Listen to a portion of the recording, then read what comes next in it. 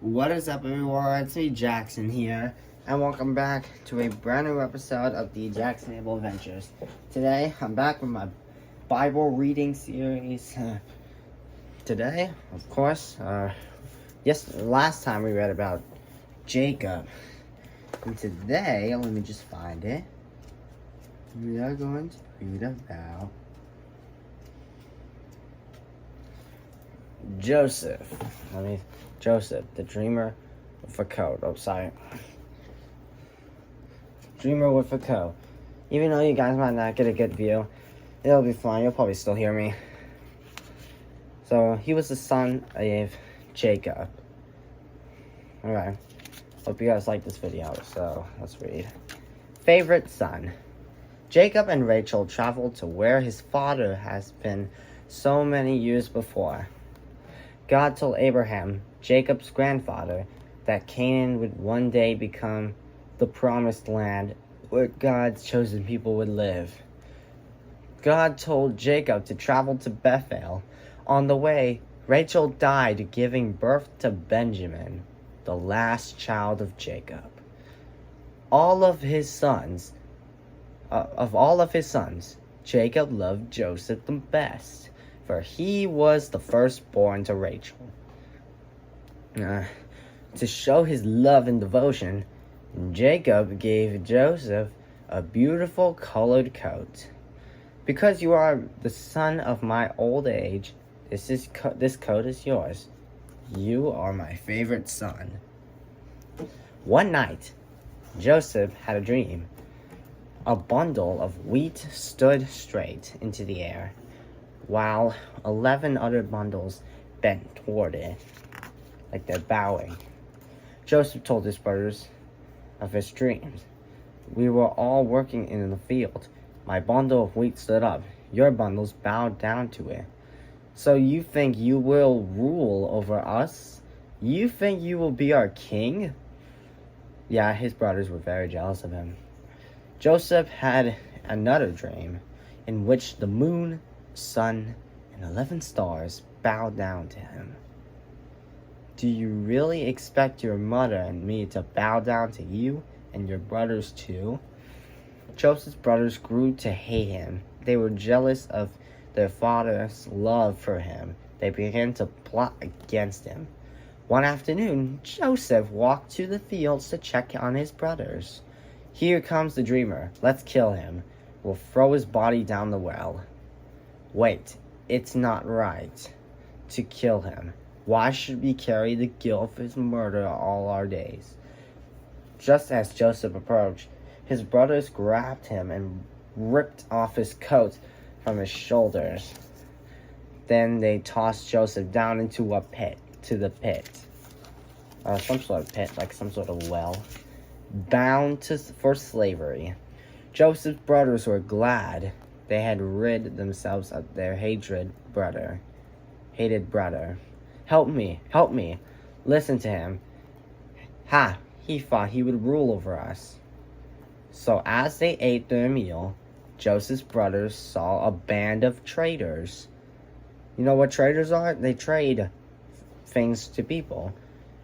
Approached. I have an idea. Let's sell Joseph to those traders. That's a great idea.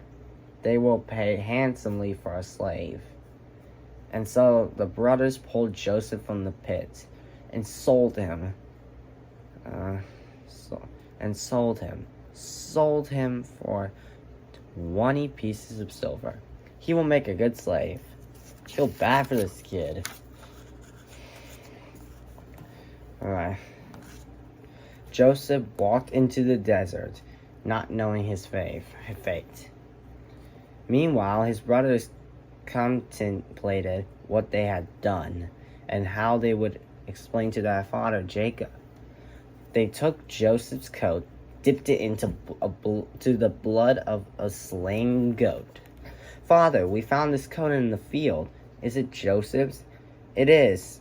It is the coat of my beloved son. A wild beast must have devoured him. I can't believe he actually believed that. Jacob was overwhelmed with grief. He tore off his clothes and wrapped himself in sackcloth. He wept. Father, please don't be so sad. Oh, Father, Joseph was a good boy. I know how much you loved him. Jacob could not be consoled. Little did he know that Joseph was alive and would soon become a very important man. Joseph in prison. The traders reached Egypt and sold Joseph to a high-ranking government official, Potiphar, captain of Pharaoh's palace guard. Come with me, lad. I assure you I am a fair man. Hold on. My arm kind of hurts. Okay. Joseph worked hard, and soon Potiphar came to depend on his loyal servant. From the moment Joseph arrived, Potiphar could feel that God had blessed his household because of Joseph's presence. Potiphar didn't have to worry about a thing. Until, as the months passed, Joseph caught the attention of Potiphar's wife. She saw a strong young man. Joseph, I want you to lie with me. No, you are my master's wife. It would be wrong. It would be a sin against God.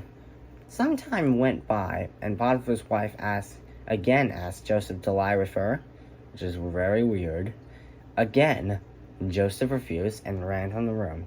How dare you refuse me? She wanted revenge against Joseph. Fun fact, revenge is also a sin. Guards, Joseph tried to attack me. Not actually. But I screamed, and he ran away. Look, here is his cloak. Potiphar's wife told her husband her lie about Joseph. Despite his love for his favorite servant, Potiphar believed his wife. Joseph, how dare you disrespect my wife? You can rot in this cell for what you have done. But even as he was locked in prison, the Lord was with him, Joseph. The head jailer liked Joseph and put him in charge of all the prisoners. How nice. The interpreter of dreams. Time passed, and Pharaoh's cupbearer and baker were thrown into prison because Pharaoh became angry with them. The head jailer assigned Joseph to take care of them. Thank you, Joseph.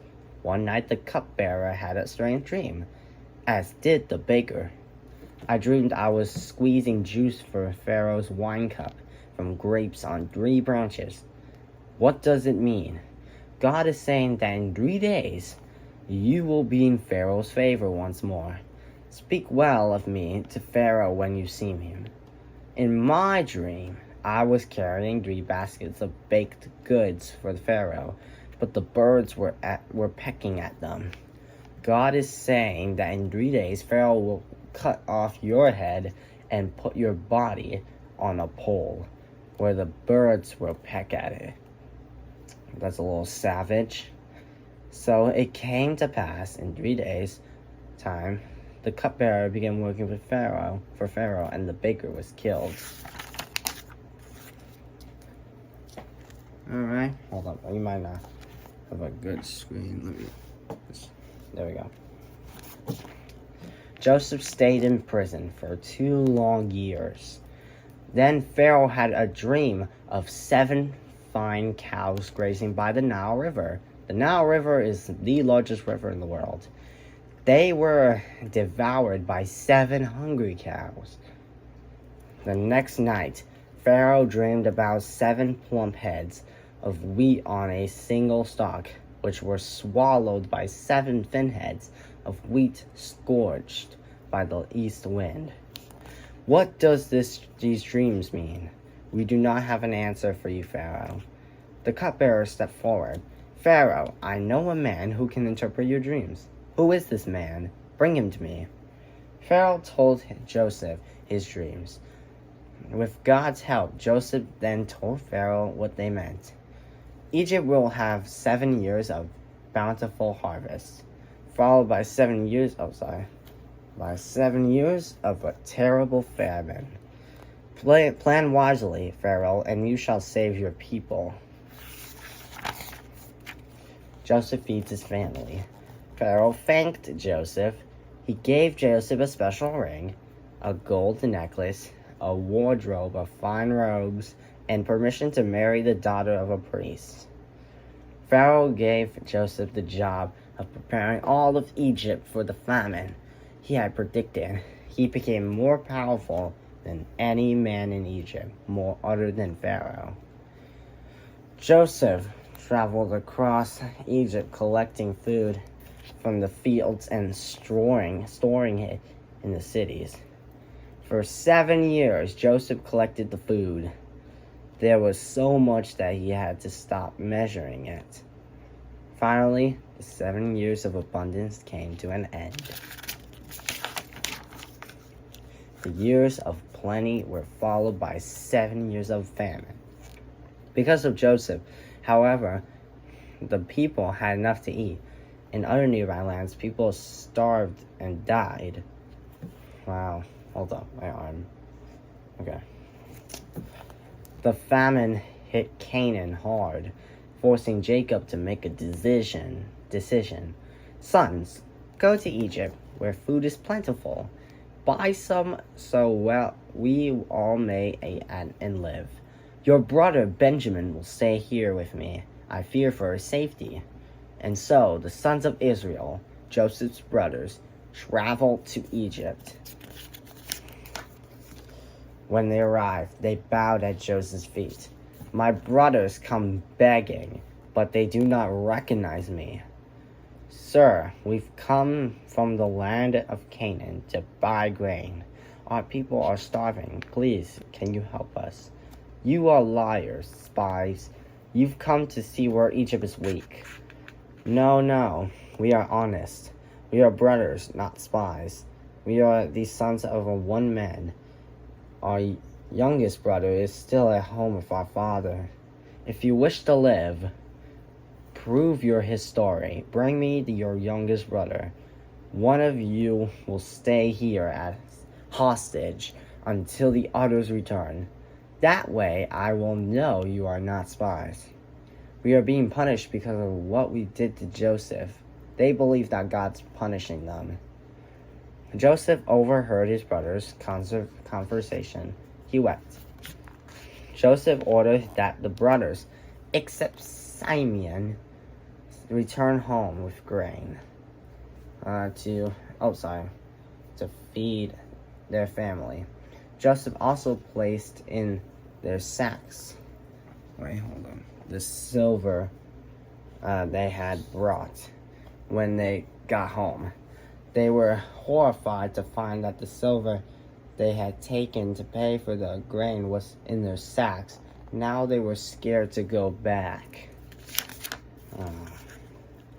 Eventually, the family ran out of grain and had nothing to eat. In desperation, they returned to Egypt, bringing Benjamin as Joseph had demanded. Joseph was so happy that he held a magnificent feast. Joseph then tested his brothers a final time.